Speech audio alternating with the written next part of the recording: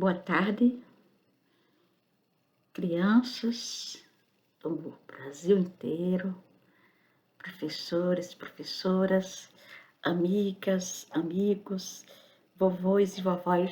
Beijo muito especial, amo vocês. Mamãe, papai, titio, titias, enfim, todas as pessoas que estão nos assistindo agora, seja tarde, seja noite, seja manhã, madrugada, a hora que for, espero encontrá-los bem, com saúde, com felicidade, e aqueles que estiverem passando por algum problema de saúde, por alguma aflição, alguma angústia, que recebam o meu apoio, o meu carinho, o meu amor, e que logo tudo vai passar. Tudo passa nessa vida. As dores não permanecem muito tempo e nós precisamos saber lutar por dias melhores, vencer as dificuldades, as intempéries que a vida nos traz. E para isso precisamos reunir forças lá das profundezas do nosso ser, forças que às vezes nós desconhecemos e elas chegam assim de supetão e nos fazem, nos arrebatam e nos fazem olhar a vida com outro olhar. São dificuldades pelas quais nós passamos que às vezes nos ensina a valorizar a vida, a valorizar mais as pessoas que estão ao nosso redor.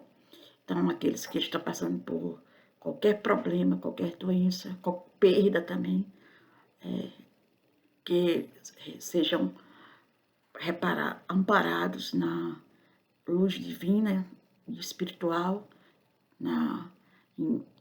nessa energia cósmica que gere o nosso planeta, e que todos vocês fiquem bem o mais rápido possível, que é o importante, é estarmos bem, para que o planeta Terra se movimente numa boa energia. Então, para isso, meu beijo grande. Estamos aqui hoje, eu, Danda, para quem não me conhece, e aqui a boneca Iracema. Estamos aqui hoje para contarmos mais uma história. Na verdade, hoje vai ser a história de mais uma biografia. Nossas aulinhas de filosofia para crianças têm sido longas, porque alguns professores têm me pedido para, nesse momento de ensino remoto, nessa pandemia que estamos passando, vivendo, para darem aulas aos seus alunos. E que bom que as nossas aulinhas estão sendo repercutidas, repassadas. E eu peço a você que é novo nesse canal, se inscreva no meu canal, que é feito com muito carinho, muito amor.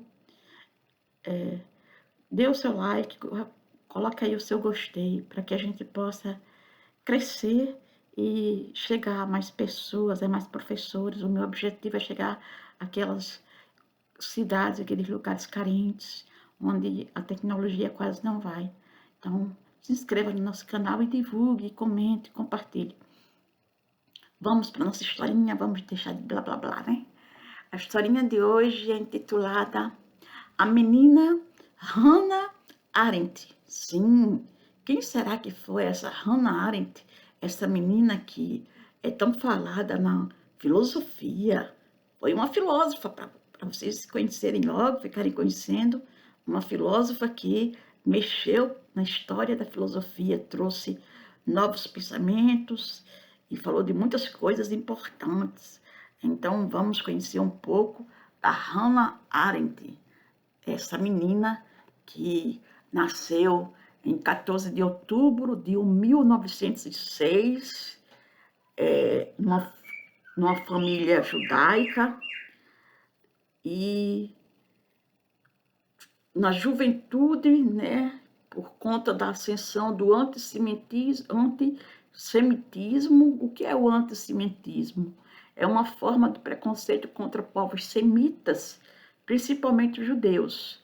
Então, Hannah Arendt nasceu na Alemanha, ela era judia, foi uma filósofa, teórica política contemporânea, né? Agora, há pouco tempo, dos anos do século XX, né? Nasceu em 1906, século XX. Então, Hannah Arendt, como eu disse, nasceu na Alemanha, vivenciou os horrores da perseguição nazista. Para quem não sabe o que é o nazismo caracterizou-se por ser, no século XX, um dos regimes políticos desenvolvedores de ideologias perversas e de projetos políticos totalitários. Em breve vamos ver o que é o totalitarismo, que a Hannah Arendt também falou nos seus escritos filosóficos. Então, nazismo, gente, o termo nazismo, ele tem a abreviatura nazi, que é do Partido Nacional Socialista dos Trabalhadores Alemães. Esse partido foi fundado logo após o término da Primeira Guerra Mundial, em 1918. Aquele que viria a ser principal articulador e líder absoluto, o Adolf Hitler, Hitler mais conhecido, né? Entrou para o partido em 1919. Com Hitler, o partido nazista começou a defender posicionamentos políticos que se tornaram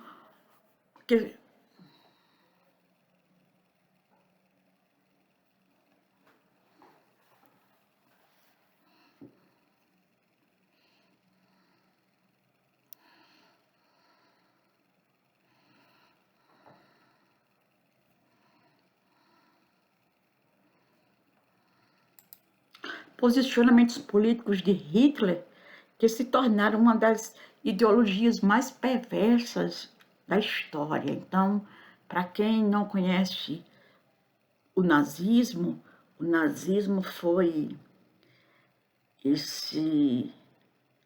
essa forma de governo de Hitler, junto com os seus soldados, com alguns alemães que surgiu na Alemanha e perseguiu judeus, perseguiu pessoas vulneráveis, judeus, ciganos, prostitutas, perseguiu homossexuais e fez perversidade com essas pessoas. Hitler mandou construir câmaras de gás, onde eles colocavam essas pessoas e ligavam para que o gás, elas morressem sufocadas com o gás. E outras trabalhavam até a morte, até a exaustão, nos campos de concentração. Tem muita história falando sobre o nazismo na internet.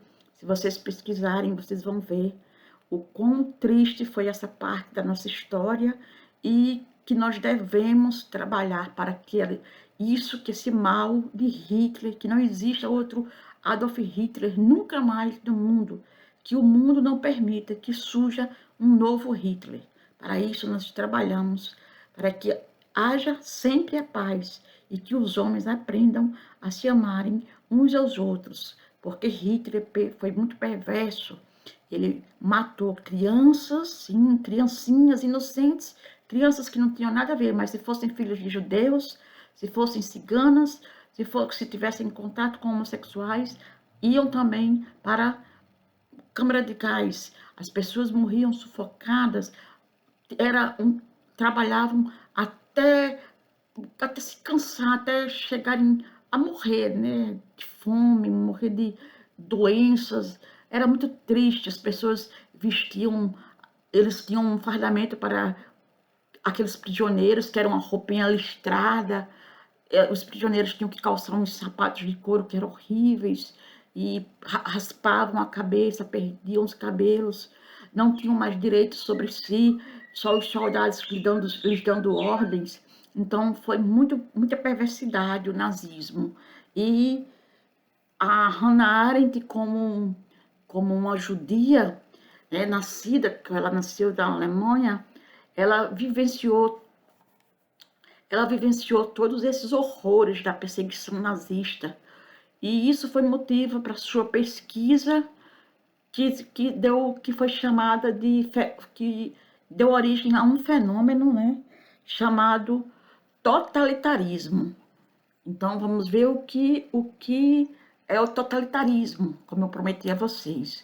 O totalitarismo refere-se a um regime político caracterizado pelo forte nacionalismo e militarismo, além do controle total da vida pública e privada. Então, totalitarismo é esse regime político que é controlado, ele é caracterizado tanto pelo forte amor ao nacionalismo, amor à pátria, amor à nação, amor somente as pessoas que nasceram naquele local, que são da mesma religião do seu governo, têm as mesmas características físicas predominantes. Então, isso é o totalitarismo, é o amor pela pátria, um nacionalismo muito enraizado no governo. E um governo também formado por militares, militarista, né, armado, por um governo que tudo ele é baseado no militarismo. Então, isso é o totalitarismo. O totalitarismo também refere-se a um regime político que teve sua vigência em alguns países europeus no século XX. Nesse modo de organização política, o Estado exerce o controle total da vida pública e privada. Então, a vida pública, a vida privada pertence ao Estado. O Estado é quem manda. Você só faz aquilo que o Estado quiser no totalitarismo, propagando um forte espírito nacionalista. Como eu falei, esse forte espírito nacionalista é o amor à pátria, o amor à nação. As pessoas ficam endeusadas, assim, se acham que a pátria é tudo, que vamos amar a pátria, vamos ter que amar a nossa terra, a nossa nação. Então, é um forte espírito nacionalista.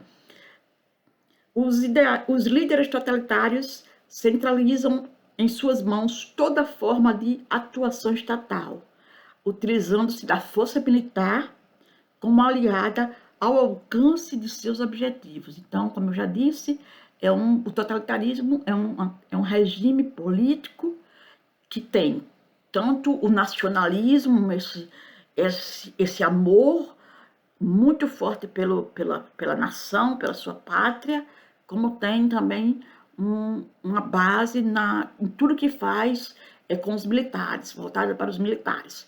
Então, mais ou menos isso, para uma aulinha para crianças, para vocês ficarem sabendo sobre o que é o totalitarismo. Esse amor muito forte pelo nacionalismo e esse uso dos militares em tudo. A vida pública e privada pertence ao Estado, ou seja, você não é livre. Tudo que você vai fazer, você deve respeito ao Estado. Você tem que dizer, tem que falar aquilo que você vai fazer. Você não pode fazer um movimento numa praça, você não pode fazer uma passeata, você não pode dar a sua opinião, porque você vai sofrer perseguição militar e os militares vão, né, te chamar a atenção, vão ser perversos com você. Então, esse era o regime totalitarismo que a Hannah Arendt, na sua pesquisa, constatou. A Hannah Arendt era filha também de um engenheiro, né? E na sua juventude, ela viveu, assim, essa perseguição toda dos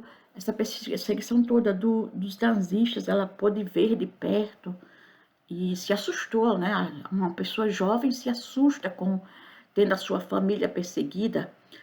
A Hannah Arendt era filha de um engenheiro chamado Paul Arendt e de Martha Kohl. Ela recebeu a Hannah, gente, ela teve uma excelente educação, porque seus pais tinham condições financeiras de educá-la bem. Seu pai era membro do Partido Social Democrata Alemão e a educação conferida a ela privilegiava os assuntos políticos. Então, desde criança, Hannah Arendt começou a estudar política. Hannah mostrou-se inteligente e politicamente ativa desde criança. Sim, desde criança mostrou-se uma menina muito inteligente, gostava de perguntar sobre as coisas, tinha curiosidade. Também entendia muito da política do seu país. A educação que recebeu, como já disse, foi muito boa. Seus pais tinham condições financeiras de lhe colocar nos melhores colégios. Aí Hannah cresceu, na adolescência liderou um boicote na escola. Um boicote, sabe por quê? Porque o professor dela a havia insultado, sim, disse algo que ela não gostou. E isso resultou na sua expulsão da escola. Foi expulsa da escola, para fora, fora da sala, fora da escola. Você é uma aluna muito rebelde, disse o professor a Hannah. Hannah não gostou nada daquilo. Então, preparou-se sozinha para entrar na universidade. A menina Hannah era uma menina estritamente política, bastante decidida, bastante determinada, sabia o que queria da vida, uma menina muito corajosa. Vocês vão ver como Hannah foi corajosa. Em 1924, ela foi aprovada para entrar na Universidade de Berlim e lá estudou latim, grego e teologia. Aí depois transferiu-se para a Universidade de Marburg, onde conheceu o professor e filósofo Martin Heidegger, filósofo que nós vamos estudar aqui em breve. Heidegger, um filósofo bastante importante da filosofia contemporânea também. E Heidegger começou a ensinar Hannah Arendt e orientar as suas pesquisas. Heidegger gostou, assim que viu a menina não, já uma jovenzinha, né? Assim que viu a jovem Hannah Arendt, que menina inteligente, quero ensinar tudo que eu sei para ela, ela vai se tornar uma grande mulher. E, de fato, Heidegger não se enganou. Hannah Arendt se tornou uma grande mulher e uma grande filósofa com a sua ajuda. Então, o Heidegger começou a orientar Hannah Arendt nas suas pesquisas e, além de ensiná-la, né, ensinar a como ela pesquisar direitinho o que ela queria, o totalitarismo, eles dois começaram a namorar. Um se apaixonou pelo outro. A Hannah Arendt se apaixonou pelo Martin Heidegger e o Heidegger se apaixonou pela Hannah Arendt, gente, sim. E esse romance, os dois tiveram romance. Muita gente criticou.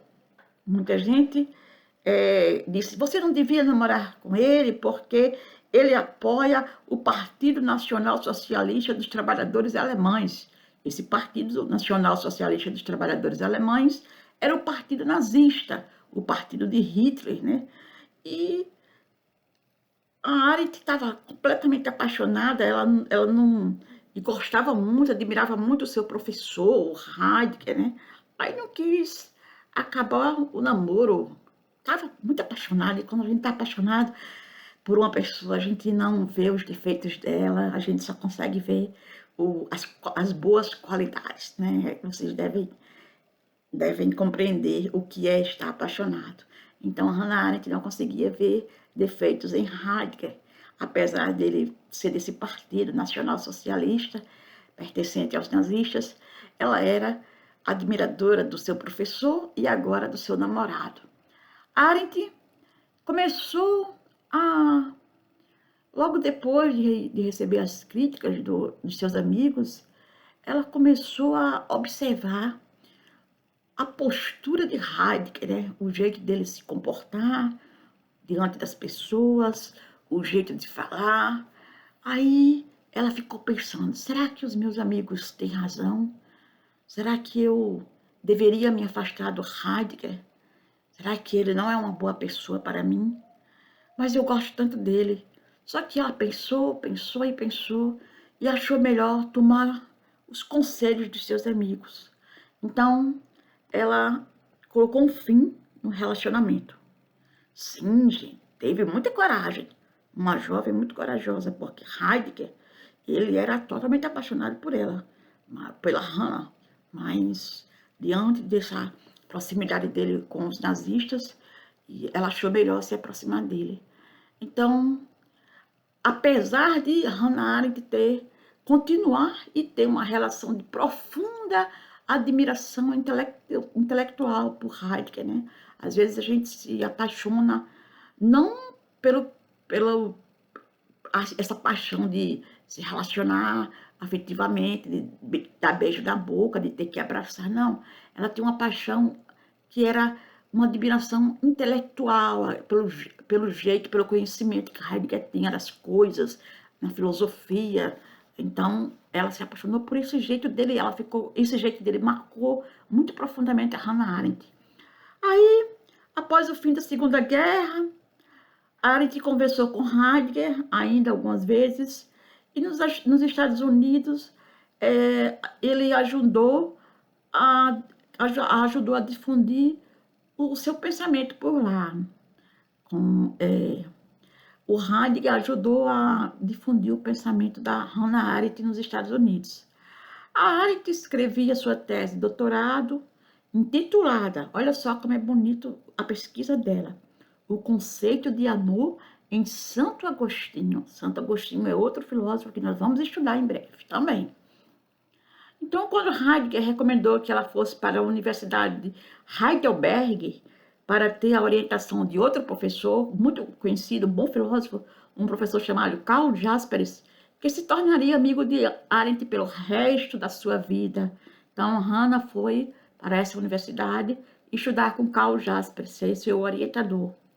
Aí, o que acontece? Lá, nessa universidade, lá morando nessa cidade, em 1930, Hannah, que já era filósofa, né, casou-se com o também professor de filosofia, Gunther Stern. Sim.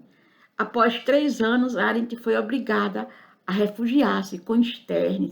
Teve que sair da Alemanha e, junto com seu marido Gunther Stern, foi se refugiar na França, em virtude da ascensão do nazismo, né, e do início da perseguição oficial.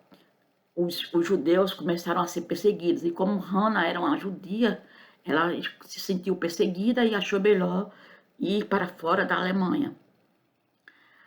A Hannah pertencia a uma organização sionista alemã, fato que a fez ser presa e interrogada algumas vezes antes de fugir para Paris.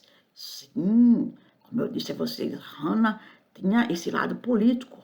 Então, como ela pertencia a essa organização sionista alemã, foi presa pelos nazistas e por pouco, né, escapou de ficar lá presa pelo resto da vida.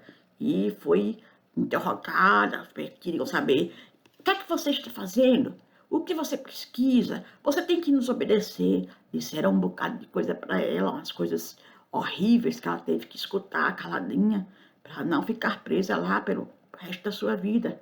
Então, foi a primeira vez que Hannah Arendt sentiu medo. E para fugir de toda essa ascensão do nazismo na Alemanha, ela chamou seu marido, Stern, para irem morar na França.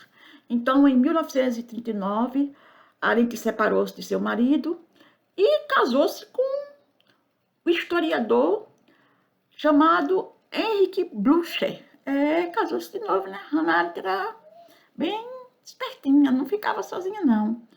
Com a ocupação nazista na França, os nazistas ocuparam a França, Arendt resolveu fugir novamente. E aí, gente, infelizmente, Arendt foi presa em um campo de concentração. Um campo de concentração, eu vou explicar para vocês o que é um campo de concentração. Os campos de concentração nazistas surgiram no início de 1933 para abrigar comunistas e transformaram-se em fábricas da morte para o extermínio de judeus durante a guerra. Os campos de concentração nazistas são os locais que melhor simbolizam os horrores do Holocausto. O Holocausto foi tudo isso que eu já contei para vocês, as pessoas morrendo nas câmaras de gás, no trabalho forçado, comendo pão e água. Difícil, gente, muito difícil. O primeiro campo de concentração nazista foi Dachau, construído em 1933 para abrigar comunistas e social-democratas. Com o tempo, passou a ser utilizado contra deficientes físicos e mentais, outros que foram muito perseguidos pelos nazistas. E, por fim, no extermínio dos judeus. Estima-se, gente, que milhões de pessoas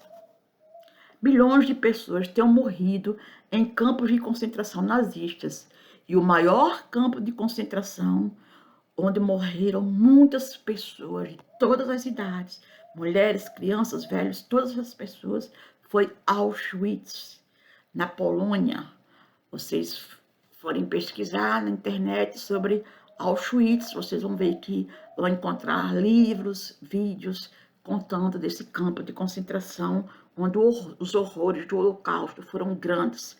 Muito triste essa história do Holocausto, muito triste essa história de perseguição às pessoas vulneráveis, né, aos judeus, aos ciganos, aos deficientes físicos e mentais, aos homossexuais, todas as pessoas vulneráveis daquela época que moravam na Alemanha e onde os nazistas foram ocupando Polônia, França e outros países que eles começaram a ocupar. Então, a nossa Hannah Arendt foi presa num desses campos de concentração, mas, por sorte, ela ficou apenas alguns meses. E após a sua prisão, ela fugiu de uma vez por todas e foi morar em Nova York. Conseguiu se livrar, né, do campo de concentração, conseguiu ser liberta, o que era muito difícil. Em 1933, desde 1933 até o fim da sua vida, Hannah Arendt considerou-se uma apátrida. Apátrida é aquela pessoa sem pátria, o que marcou intensamente a sua obra. Já em Nova York, Hannah Arendt escreveu e publicou textos em jornais norte-americanos e trabalhou como editora. Em 1951, conseguiu a sua cidadania estadunidense, o que lhe permitiu lecionar em universidades. Então, a Hannah Arendt foi uma filósofa que trabalhou, foi professora universitária. E, nesse ano de 1951, ela escreveu a sua obra As Origens do Totalitarismo, livro que a consagrou com o reconhecimento de seus escritos pela comunidade intelectual. Em 1958, publicou outra obra, A Condição Humana. E no final da década de 60, Hannah Arendt atuou como professora convidada para ministrar palestras e cursos em diversas universidades renomadas, como a Universidade de Princeton, a Universidade de Cornell e a Universidade da Califórnia. Ela visitou muitas universidades. O seu conhecimento era vasto. O totalitarismo, esse fenômeno que ela defendeu nos seus estudos, que ela pesquisou, essa ideia que ela criou, totalitarismo, chamou a atenção da comunidade intelectual, dos grandes pensadores, e todo mundo queria saber mais como era, o que ela dizia na sua teoria, o que ele representava para o mundo, como ele era definido. Então, todo mundo queria saber um pouco desse totalitarismo, né, como eu já expliquei no início da aula para vocês. E, depois de 3 anos, Hannah Arendt deu uma série de entrevistas para a televisão, e em uma delas proferiu uma fala que repercutiu na comunidade acadêmica até os dias atuais. Sabe o que a Hannah Arendt falou? Ela disse que não era mais uma filósofa, e sim uma teórica política. Ela se pronunciou como se tivesse brigado com a filosofia, que não era mais lugar para ela. Sua aceitação do trabalho filosófico voltou a partir de 1967, com o ingresso na New School for Social Research. Então, essa é a história de Hannah Arendt, e o que é importante na filosofia de Arendt, a gente precisa saber, né? É um dos casos em que A biografia foi determinante para a constituição de sua obra. A biografia de Arendt foi muito importante para que ela construísse a sua obra, porque foi marcada pela perseguição nazista e pelo sofrimento com o antissemitismo. Desde jovem e pela situação também apátrida, né? Ela sentiu-se moralmente obrigada a lutar politicamente em defesa daquilo que ela acreditava. E mais do que isso, a estudar a fim de entender o totalitarismo, a questão dos direitos políticos e os direitos humanos. Também os motivos que levaram a humanidade a tomar caminhos tão obscuros no século XX. Arendt teceu muitas críticas ao marxismo ao analisar a estrutura totalitária. Perguntou-se como os regimes totalitários chegaram a tal ponto de aniquilar os direitos civis, como se não representassem nada. Aí, gente, tem algo que é muito falado no pensamento de Hannah Arendt, além do totalitarismo. Ela também falou sobre a banalidade do mal. É um dos conceitos mais importantes da sua filosofia. E essa banalidade do mal, Kant trata dessa questão do mal em sua obra como o mal radical, né? Esse mal radical que é assim chamado por ser intenso, mas por estar enraizado em quem o pratica. O mal radical que a Arendt falava, colocou no seu pensamento, que mal radical é este? É aquele que, além de estar preso na pessoa, fundamenta-se no ódio.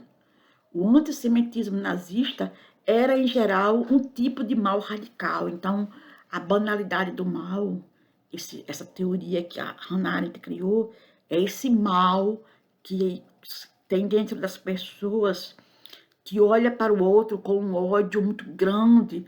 Tudo é motivo de ódio, tudo é motivo de odiar as pessoas, odiar o pensamento das pessoas, a forma como as pessoas agem. Tudo é movido pelo ódio, né? Um ódio a uma certa categoria de pessoas, a determinadas pessoas. Então, o nazismo, ele tinha ódio pelos judeus, ele tinha ódio pelos deficientes físicos, pelos deficientes mentais. Então, Hannah Arendt começou a estudar essa banalidade do mal, que ela via esse mal como um ódio que vivia preso às pessoas. E o mal, esse mal para os nazistas era um mal banal. Eles achavam que isso não era nada demais, que era uma coisa banal. Para aquele que, Hannah Arendt dizia, para aquele que pratica o mal banal, a ação não se fundamenta em si mesma. A perseguição aos judeus poderia não ser praticada por questão de crença e de princípios enraizados, mas por motivos outros fora da ação. Uma figura que para Arendt representava o mal banal foi Adolf Eichmann. Sim, Adolf Eichmann, oficial de baixa patente do exército nazista, que era responsável por organizar a logística do transporte de judeus para os campos de concentração. Adolf Eichmann, ele era um comandante lá, né, de Hitler, dos nazistas, e ele quem fazia todo o projeto, o plano de como ia levar os judeus e as pessoas para os campos de concentração.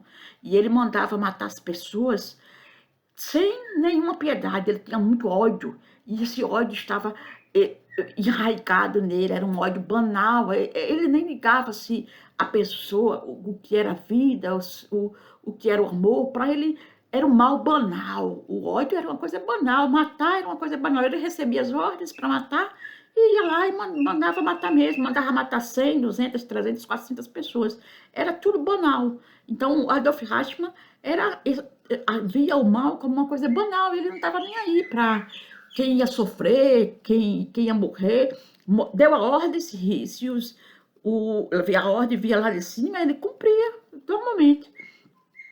E em sua defesa no tribunal em Israel, Quando Ashman foi capturado, ele afirmou que fez o que fez não por odiar judeus, mas apenas por cumprir ordens e fazer o seu trabalho. Era uma coisa banal.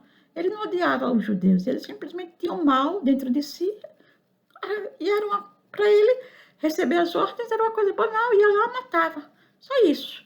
Então Arendt afirma que Ashman não foi para o exército por acreditar que está servindo a sua pátria, mas apenas por encontrar no exército uma possibilidade de carreira melhor e mais promissora a que ele tinha como vendedor autônomo. Então, gente, ele não era antissemita, mas se permitiu trabalhar para os nazistas por dinheiro, o mal banal. Ele preferiu deixar de ser um vendedor, um homem do bem, para trabalhar para os nazistas e matar as pessoas. Ele não tinha ódio pelos judeus, mas ele cumpria ordens e cumpria com essa banalidade que é uma coisa que nem tá nem aí, mato 100, mato 200, quantas pessoas forem necessárias para eu ganhar o meu dinheiro, cumprir com o meu trabalho, e não tô nem aí para quem vai morrer, para quem vai viver, eu quero é mais cumprir as ordens que me dão. Então, Ashman fez isso no exército lá, nazista. Então, Hannah Arendt, pela primeira vez, não analisou o mal pelo viés moral, mas pelo viés político. Então, as obras mais importantes de Hannah Arendt são As Origens do Totalitarismo, né, onde ela fala sobre o totalitarismo, A Condição Humana, e uma obra que eu deixo recomendada, todas são importantes, mas uma que eu gostaria muito que vocês lessem é Ashman em Jerusalém. É uma obra que fala sobre a banalidade do mal, esse ódio que as pessoas têm umas pelas outras, que matam simplesmente por matar. Às vezes uma simples briga na rua, a pessoa vai lá e atira na outra, e o mal é uma coisa banal. Praticar o mal não tá nem aí, é uma coisa simples, tirar uma vida não é nada demais. Então, isso é a banalidade do mal. A menina Hannah Arendt foi uma grande filósofa, uma grande teórica política, deixou-nos um grande legado, né? E é isso, né? Ela morreu nos anos 60, não me lembro agora se foi 70, acho que foi 70, 60, 70, e sua vida foi marcada intensamente pela sua obra, a sua vida foi marcada por aquilo, sua obra é marcada pela sua biografia, por tudo que ela viveu, né, no seu país, tendo que fugir do seu país para ir viver com o seu marido num país estrangeiro e fugindo do nazismo. Então, toda a sua obra é marcada pela experiência de vida que ela teve. Então, vocês quiserem saber mais detalhes sobre a menina Hannah Arendt, eu recomendo que vocês pesquisem, vocês vão conhecer muito mais coisas, vão se aprofundar. Essa nossa aulinha é uma aulinha, como já está dita, aulinha para crianças e para idosos. Nós não nos aprofundamos, estamos aqui apenas para passar algumas pequenas informações, coisas simples. Não esperem encontrar nessas aulinhas coisas complexas, porque vocês não vão encontrar. Nós trazemos aqui informações simples, básicas, para pessoas, criancinhas que estão começando a estudar a filosofia. É preciso ensinar às crianças que o mal não é uma coisa banal, o mal é uma coisa séria e que nós não devemos trazê-lo nos nossos corações. Então, desde a infância, precisamos ensinar às crianças a prática do bem, que elas conservem sempre esse espírito virtuoso, porque as virtudes, quem pratica virtude, quem é um homem virtuoso, é um homem bom, e o homem bom é o homem que se torna filósofo. Então, que o mal não exista nas nossas salas de aulas e que as nossas crianças cresçam sempre vendo as pessoas praticarem o bem para que elas assim as imitam e se tornem pessoas boas. Então, era isso. Boa tarde. E está uma tarde linda aqui em Natal. Eu deixo meu beijo de Iracema, abraço bem apertado para vocês. Vamos terminar nossa aulinha que se alongou hoje com o pensamento de Hannah Arendt. E eu peço para que vocês, nós falamos sobre esse mal, tanto mal, o mundo está cheio de ódio, então eu peço que vocês façam preces para Deus, para os santos de vocês, para os orixás, para qualquer religião que vocês acreditem, não importa qual a religião de vocês, as religiões africanas, por quem eu tenho muita admiração, que vocês façam preces pedindo para que no mundo tenha paz e menos guerras, né? Que nós possamos viver num mundo cheio de amor e respeito ao próximo, principalmente pelas pessoas vulneráveis, para que nós possamos amar todas as pessoas, amar a natureza, amar o nosso planeta, amar tudo que está ao nosso redor. Também deixo meu recado às crianças para que sempre digo nas minhas aulinhas, não permitam que estranhos se aproximem de vocês. Se um estranho se aproximar de vocês, comuniquem aos seus pais, comuniquem aos seus responsáveis. E para que também os idosos tenham cuidado quando forem sair às ruas, principalmente quando forem atravessar avenidas nas faixas de pedestre, sempre na faixa de pedestre, olhar se o semáforo está fechado, está vermelho, ter cuidado, usar sempre o aparelhinho, aqueles que têm audição, baixa audição, usar sempre o aparelhinho quando for sair às ruas. Tenham muito cuidado, vovôs e vovós, quando estiverem nas ruas, porque as ruas estão perigosas, os carros vão para lá e para cá numa velocidade enorme, então precisamos nos cuidar. Meu beijo de Iracema, e fiquem na paz do universo, nessa paz linda que a Terra nos proporciona. Bye bye, até amanhã.